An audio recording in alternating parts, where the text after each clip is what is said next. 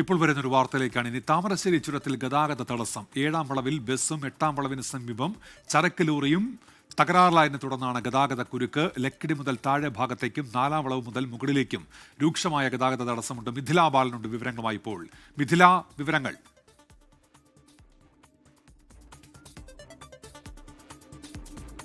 താമരശ്ശേരി ചുരത്തിൽ ഗതാഗത തടസ്സം എന്ന വാർത്ത ഇപ്പോൾ വരുന്നു. വാഹനങ്ങൾ ഒട്ടേറെ കുടുങ്ങിയിട്ടുണ്ട്. 7-ാം വളവിലാണ് ഒരു ബസ് കേടായത്. 8-ാം വളവിന് സമീപം ചരക്ക് ലോറിയും കേടായി.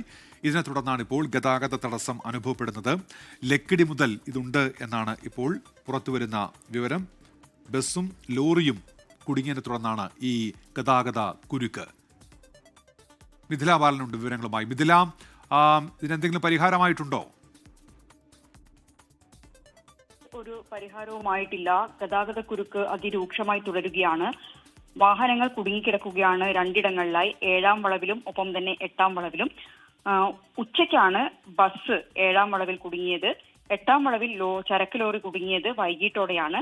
ഈ രണ്ട് വാഹനങ്ങളും ഇതുവരെയും അവിടെ നിന്നും മാറ്റിയിട്ടില്ല. അതാണ് ഇത്തരത്തിലുള്ള ഗതാഗത കുരുക്കിന് കാരണം. വൺ വേ അടിസ്ഥാനത്തിലാണ് ഇപ്പോൾ വാഹനങ്ങൾ കടത്തിവിടുന്നത്. ഇത് വലിയ രീതിയിലുള്ള ഒരു ഗതാഗത കുരുക്ക് ഈ ചുരത്തിൽ ഉണ്ടാക്കുന്നുണ്ട്. ഉമേഷ്, മിഥില ബാലനാണ് വിവരങ്ങൾ നൽകിയത്.